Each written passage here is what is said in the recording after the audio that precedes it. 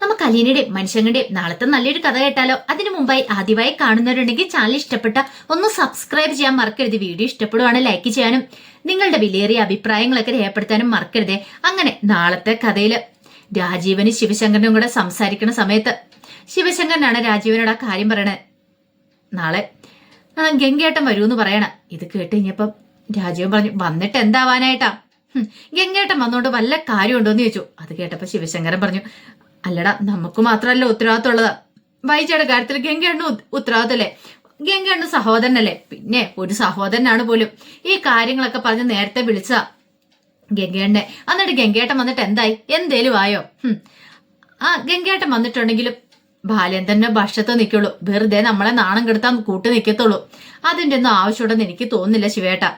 ശിവശങ്കരൻ പറഞ്ഞു, വരട്ടെ, നമുക്ക് നോക്കാം. നമുക്ക് ചില തീരുമാനങ്ങളൊക്കെ എടുക്കണമല്ലോ. ഇതങ്ങനെ വെറുതെ വിട്ടിട്ട് കാര്യമില്ല.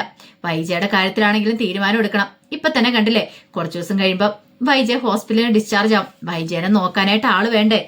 അങ്ങനെ ചില കാര്യങ്ങളിലൊക്കെ ചില തീരുമാനങ്ങളൊക്കെ വേണ്ടേന്ന് ചോദിക്കുക. അത് കേട്ടപ്പം രാജീവ് പറഞ്ഞു, അല്ല വീട്ടിലേക്ക് കൊണ്ടുപോയിട്ടുണ്ടെങ്കിൽ കമലെടുത്ത് നോക്കുക. കമല നോക്കുമെന്നൊക്കെ ചോദിക്കണം. അതിനെക്കുറിച്ച് ഇതായിട്ട് ഒരു തീരുമാനത്തിൽ എത്തിയിട്ടില്ല. അറിയാലോ, ഇപ്പം കുട്ടികളെ രണ്ടുപേരും അവിടെയല്ലേ. ബാലേന്ദ്രന്റെ അടുത്തേക്ക് പോകത്തില്ലെന്നും പറഞ്ഞോണ്ട് അവര് നിൽക്കുന്നേ. രാജീവൻ പറഞ്ഞു, അതാ പറഞ്ഞേ, അതിന്റെ കാര്യത്തിലൊക്കെ ഒരു തീരുമാനം എടുക്കണമെന്ന്. അപ്പോഴേക്കും ഗോവർദ്ധൻ അങ്ങോട്ട് വന്നു. ഗോവർദ്ധൻ വന്നിട്ട് പറഞ്ഞു, അതെ ശിവേട്ട ബില്ലടയ്ക്കണമെന്നാ പറഞ്ഞെന്ന് പറഞ്ഞു. ബില്ലടയ്ക്കണോ? അതിന് ഞങ്ങളുടെ കയ്യിൽ എന്തിനാ കൊണ്ടു തരുന്നേ? ആ കിടക്കുന്നത് ആരുടെ ഭാര്യ എന്നറിയാലോ? ബാലേന്ദ്രന്റെ ഭാര്യ. അപ്പൊ ബാലേന്ദ്രന്റെ ഭാര്യയുടെ ബില്ല് അങ്ങേരല്ലേ അടയ്ക്കണ്ടേ? അതെ, അങ്ങേരുടെ കൈ കൊണ്ടാക്കി കൊടുത്താൽ മതി, അങ്ങേരെ അടച്ചോളൂ എന്ന് പറഞ്ഞു.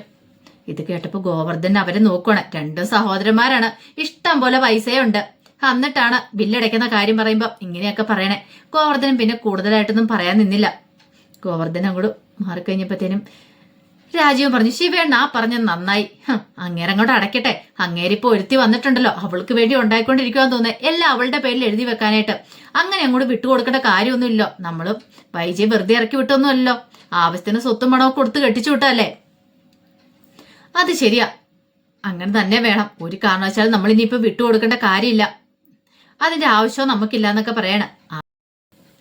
ആ സമയത്ത് ഹരിയും ശരണയും കൂടെ കൂടിയിട്ട് കുറച്ച് റീൽസും കാര്യങ്ങളും ഒക്കെ എടുക്കുന്നുണ്ട്. അപ്പൊ ഹരി കുറെ റീൽസ് ഒക്കെ എടുത്തു. അതിനുശേഷം ശരണ്യോട് പറഞ്ഞു, അതെ വിശക്കാൻ തുടങ്ങി, നമുക്ക് പോയി ആഹാരം കഴിച്ചാലെന്ന് പറയണം. അങ്ങനെ അവര് ഫുഡ് കഴിക്കാണ്ട് ഹോം സ്റ്റേയിലേക്ക് കയറിപ്പോയി. ഫുഡൊക്കെ കഴിച്ച് വയറുന്നിറങ്ങിയപ്പം ഹരി പറഞ്ഞു, നമുക്കിനി കുറച്ച് സമയം വിശ്രമിക്കാം, മുറിയിലേക്ക് പോകാന്ന് പറയണം. ശരണ്യ പറഞ്ഞു, അതൊക്കെ വേണോ ഹരിയേട്ടാ? അതിന്റെ ആവശ്യമുണ്ടോ എന്ന് ചോദിക്കുക. വേണം, നീ ഇങ്ങോട്ട് വാ, നിനക്കെന്നാ എന്നെ പേടിയാണെന്ന് ചോദിക്കുക. അല്ല പേടിയൊന്നുമല്ല, എന്നാലും ഹരിയുടെ മനസ്സിലിരിപ്പ് വേറെയാണ്. അപ്പോഴേക്കും ഹരി പറഞ്ഞു, അതിന്റെ ഒന്നും ആവശ്യമില്ല, ഞാൻ അല്ലേ നിന്നെ വിളിക്കുന്നത്. ഒരു 1-2 മണിക്കൂർ ഒന്ന് ഫ്രഷ് ആയിട്ട് പിന്നെ നമുക്ക് പോകാൻ, തിരിച്ചു പോകാന്ന് പറയണം. ശരണ്യക്ക് അത്ര മനസ്സൊന്നും ഇല്ലായിരുന്നു കൂടെ പോവാനായിട്ട്. പക്ഷേ എങ്കിൽ ഇനിയിപ്പം ഹരി പിണങ്ങിയാലോ എന്ന് വിചാരിച്ചിട്ടാണ് അങ്ങനെ മുറിയിലേക്ക് പോകുന്നത്. ഹരിയുടെ തന്ത്രമായിരുന്നു. ഹരി ഇങ്ങനെ എത്ര പെൺകുട്ടികളെ കണ്ടിട്ടുണ്ട്. അവനിഷ്ടം പോലെ കാമുകിമാരുണ്ട്. ഇതുപോലെ വിളിച്ചോണ്ട് വരും. അതിന് വേണ്ടുന്ന പൈസ ഒന്നെങ്കിൽ അടിച്ചു മാറ്റും. അങ്ങനെയൊക്കെയാണ് അവൻ ചെയ്യാറുള്ളത്. രോഹിത്തിനോടും ചോദിക്കും. രോഹിത്ത് പൈസയൊക്കെ ബാലേന്ദ്രന്റെ പോക്കറ്റിൽ നിന്നൊക്കെ അടിച്ചു മാറ്റി കൊടുക്കാറുണ്ടായിരുന്നു. ഇപ്പൊ തന്നെയാണ് റൂം റെന്റ് ഒക്കെ 3000 രൂപ. ഇതിന് വേണ്ടുന്ന പൈസയൊക്കെ അവൻ എങ്ങനെയൊക്കെ ഉണ്ടാക്കുകയും ചെയ്യും.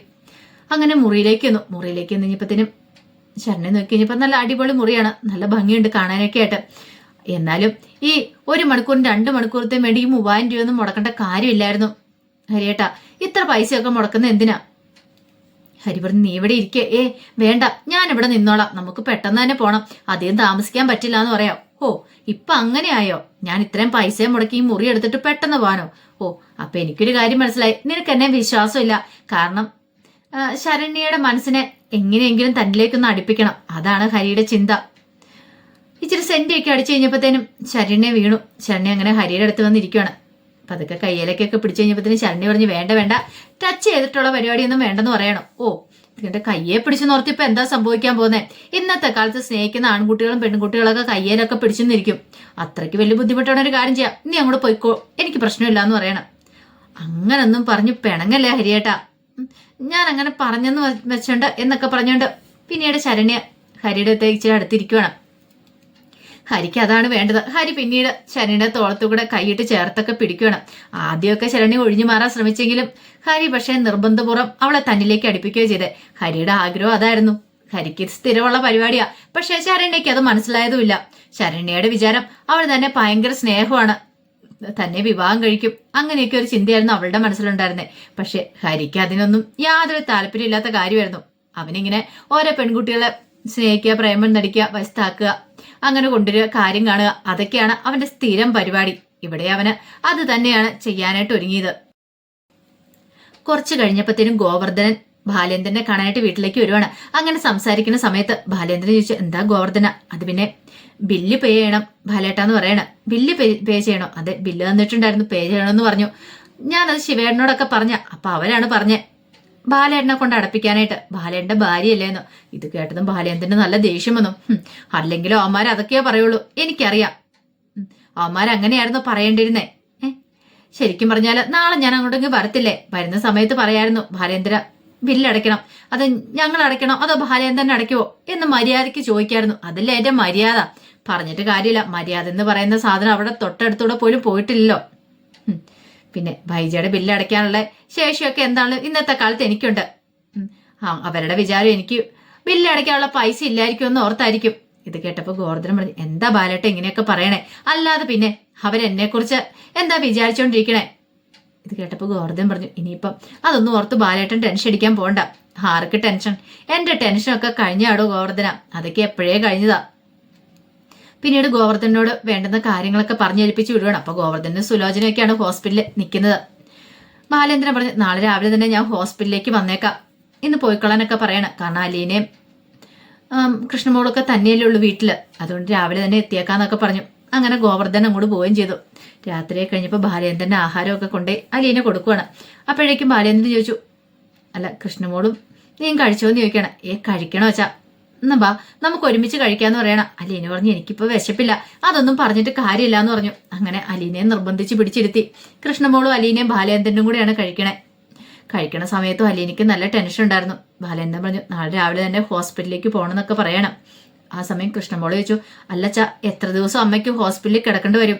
ഹോസ്പിറ്റലിൽ അമ്മ ഇങ്ങോട്ടേക്കാണോ വരുന്നേ അതോ കൊല്ലപ്പള്ളി വീട്ടിലേക്കാണോ എന്ന് ചോദിച്ചു. ബാലേന്ദ്രൻ പറഞ്ഞു, അതിനെക്കുറിച്ചൊന്നും അറിയില്ല. ഇനിയിപ്പം നിന്റെ ശിവനങ്ങളും രാജീവങ്ങളും ഒക്കെ അവളെ കൊല്ലപ്പള്ളിക്ക് കൊണ്ടുപോകണമെന്ന് അറിയത്തില്ല. അല്ല വെല്ലുവിളിച്ചിട്ട് പോയത് അങ്ങനെയല്ലേ?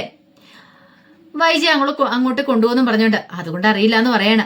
അത് കേട്ടപ്പം കൃഷ്ണമോള് പറഞ്ഞു, അച്ഛാ അമ്മയെ അങ്ങോട്ട് കൊണ്ടുപോയിട്ടുണ്ടെങ്കിൽ കമലാന്റി ശരിക്കും നോക്കുമെന്ന് തോന്നുന്നുണ്ടോ? ഒരിക്കലും ഇല്ല. കമലാന്റി ഈ പറയുന്ന പോലെയൊക്കെ ഉള്ളൂ, നോക്കാനൊന്നും പോകുന്നൊന്നുമില്ല. എന്താണെങ്കിലും അവിടേക്ക് പോയ ബബിതേച്ചിക്കും രോഹിത്തേണം നല്ല പണി തന്നെ കിട്ടാൻ പോകുന്നതെന്ന് പറഞ്ഞു.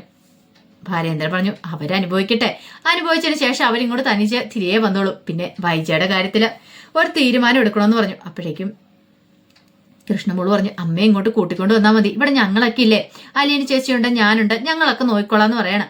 അലീന പറഞ്ഞു, അതെ അച്ഛാ ഇങ്ങോട്ട് കൊണ്ടുവന്നാൽ മതി, മാഡം ഇവിടെ വന്നാൽ മതി, മാഡത്തിനെ ഞങ്ങൾ നോക്കിക്കോളാന്ന് പറയണം. അപ്പൊ കൃഷ്ണമോളുടെ മുന്നിൽ വെച്ച് മാടെന്നല്ലേ പറയാൻ പറ്റുള്ളൂ, അതുകൊണ്ടാണ് അങ്ങനെ പറയണേ.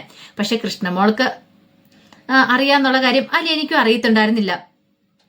ആ സമയം ബാലേന്ദ്രൻ പറഞ്ഞു, അതിനെക്കുറിച്ചൊക്കെ ആലോചിക്കാന്ന് പറയണം. അങ്ങനെ അന്ന് രാത്രി കിടക്കാൻ തുടങ്ങുന്ന സമയത്ത് രേവതിക്കുട്ടിയെ വിളിക്കുവാണ് അലീനെ വിളിച്ചിട്ട് കാര്യങ്ങളൊക്കെ സംസാരിക്കുകയാണ്. ആ സമയം രേവതിക്കുട്ടി വൈജയന്തിയെ കുറിച്ചൊക്കെ ചോദിക്കുന്നുണ്ട്. അപ്പോഴേക്കും അലീന കാര്യങ്ങളൊക്കെ പറയാം. എല്ലാം കേട്ട് കഴിഞ്ഞപ്പോഴത്തേനും രേവതിക്കുട്ടി പറഞ്ഞു, എന്നാലും സമ്മതിച്ചു കൊടുത്തിരിക്കുന്ന ഈ കൊല്ലപ്പള്ളിക്കാരെ ചേച്ചി എന്തിനാ ചേച്ചി പിന്നെ അവിടെ നിൽക്കുന്നേ? ചേച്ചിക്ക് ഇങ്ങോട്ട് പോന്നാ പോരായിരുന്നോ? ഞാൻ അപ്പോഴേ പറഞ്ഞല്ലേ, അത് ശരിയാവോ? ഈ സമയത്ത് അമ്മ ഇങ്ങോട്ടേക്ക് കൂട്ടിക്കൊണ്ട് വരുന്നെങ്കിൽ അമ്മയെ നോക്കാൻ ആള് വേണ്ടേ? ശരിക്കും പറഞ്ഞാല് അവരൊന്ന് അനുഭവിക്കേണ്ടതാണ്. എനിക്ക് തോന്നുന്നു ചേച്ചിയോട് ചെയ്ത ദുഷ്ടതകൾക്കൊക്കെ ഇപ്പൊ അവൾക്ക് ശിക്ഷ കിട്ടിയതാന്ന് തോന്നേ. അങ്ങനെയൊന്നും പറയരുത് മോളെ, കാരണം ഒന്നുമല്ലല്ലോ എന്റെ അമ്മയല്ലേ. അമ്മയൊക്കെ തന്നെ ശരി തന്നെ, പക്ഷേങ്കിൽ ഇങ്ങനെയൊക്കെ കാണിച്ചു കഴിയുമ്പോ ആർക്കാ ചേച്ചി ദേഷ്യം വരാതിരിക്കുന്നേ? ഇങ്ങനെയൊക്കെ കാണിക്കാൻ പാടുണ്ടോ, അതും ചേച്ചിയോട്? സാരമില്ല പോട്ടെ മോളെ, അതൊന്നും ഓർത്ത് ഞാനിപ്പോ ടെൻഷൻ അടിക്കണില്ല എന്ന് പറയണ. അമ്മയ്ക്ക് എത്രയും പെട്ടെന്ന് ഭേദമായി മതി എന്നൊരു ചിന്ത മാത്രം എന്റെ മനസ്സിലുള്ളെന്ന് പറഞ്ഞു. അങ്ങനെ അന്നത്തെ രാത്രി ഉറങ്ങാൻ കിടക്കുന്ന സമയത്ത് കൃഷ്ണമോൾ അലീനയോട് ഇങ്ങനെ വാദവരാതെ സംസാരിക്കുന്നുണ്ട് വൈജയെ കുറിച്ചൊക്കെ. ആ സമയത്ത് അലീനയ്ക്ക് നല്ല വിഷമമുണ്ടായിരുന്നു. എത്രയും പെട്ടെന്ന് സുഖപ്പെട്ട് എഴുന്നേറ്റ് നടക്കണമെന്നാണ് അലീനയുടെ ആഗ്രഹം. വൈജയന്തി ആ എഴുന്നേറ്റ് നടന്ന് തന്നെ ചീത്ത പറയുമ്പോഴാണെങ്കിൽ അലീനയ്ക്ക് ഇത്ര വിഷമമില്ല. പക്ഷെ ആ കിടപ്പ് അത് ചിന്തിക്കാൻ പോലും പറ്റുന്നതിൽ അപ്പുറമായിരുന്നു അലീനയ്ക്ക്. അങ്ങനെ പിറ്റേ ദിവസം രാവിലെ ആയി കഴിഞ്ഞപ്പോൾ ബാലേന്ദ്രൻ ഹോസ്പിറ്റലിലേക്ക് പോവാണ്. ഹോസ്പിറ്റലിൽ ചെന്ന് കഴിഞ്ഞപ്പോൾ അതിന് ഗോവർദ്ധൻ ഉണ്ടായിരുന്നു അവിടെ. അപ്പോഴും ഗോവർദ്ധനോട് ചോദിച്ചു, അല്ല അവരൊക്കെ എന്തെന്ന് ചോദിക്കുക. അവർ പോയിന്ന് പറയണം, പരിപാലിക്കും എന്ന് പറയാം കുറച്ച് കഴിയുമ്പോഴത്തേനും. അങ്ങനെ ബാലേന്ദ്രൻ അവിടെ ഇരുന്നു. ഈ സമയത്ത് ഗോവർദ്ധൻ ചോദിച്ചു, അല്ല ചേച്ചിയുടെ കാര്യത്തില് ബാലേന്ദ്രന് ഒരു ടെൻഷനും ഇല്ലേ? ഇത് കേട്ട് കഴിഞ്ഞപ്പോ ബാലേന്ദ്രൻ ചോദിച്ചു, അതെന്താ ഗോവർദ്ധന നീ അങ്ങനെ പറഞ്ഞേ? അല്ല ചേച്ചിയുടെ കാര്യത്തിൽ വിഷമമില്ലേന്ന്. വിഷമിച്ചിട്ട് എന്താവാനാ ഗോവർദ്ധന? സംഭവിക്കാനുള്ള സംഭവിച്ചല്ലോ.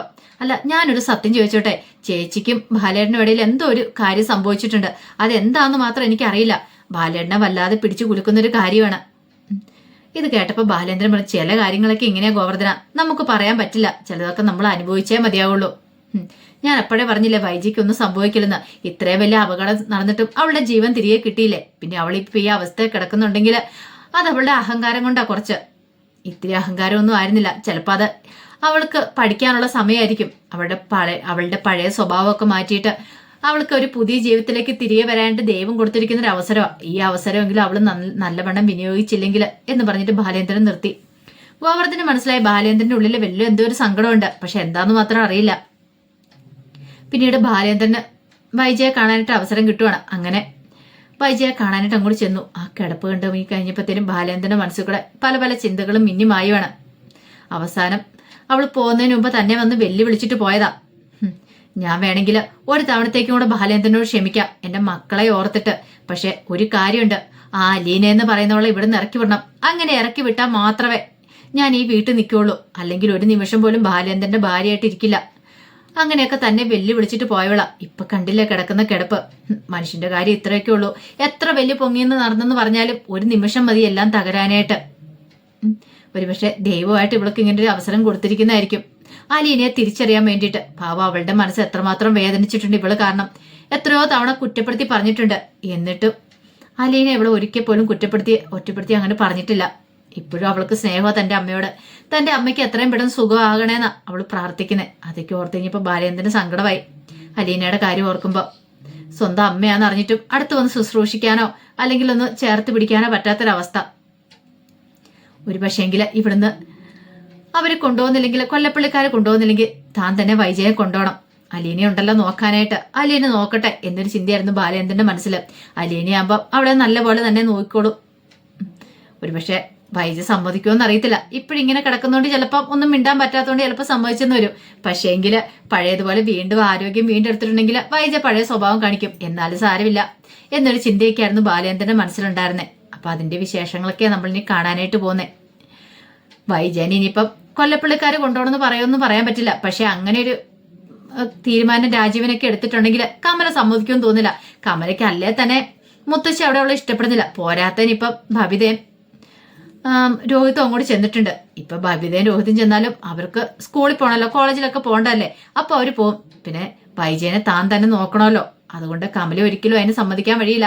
രാജീവനോട് പറയുകയും ചെയ്യും, ഇങ്ങോട്ടേക്ക് പറഞ്ഞു വരണ്ട, ബാലേന്ദ്രൻ വല്ല ഹോം നേഴ്സിനെ നിർത്തി നോക്കിയട്ടെ എന്നൊക്കെ പറയത്തുള്ളൂ. കാര്യങ്ങളൊക്കെ പറഞ്ഞാലും ഒരു കാരണവശാലും വൈജയെ നോക്കാനായിട്ട് കമല തയ്യാറാവത്തുമില്ല. അപ്പൊ അതിന്റെ വിശേഷങ്ങളൊക്കെ നമ്മൾ കാണാൻ പോകുന്നത്. ആ വിശേഷങ്ങൾക്കായി നമുക്ക് എല്ലാവർക്കും കാത്തിരിക്കാട്ടോ. ഒരിക്കൽ കൂടി എല്ലാവർക്കും ശുഭരാത്രി നേർന്നുകൊണ്ട് നിർത്തുന്നു.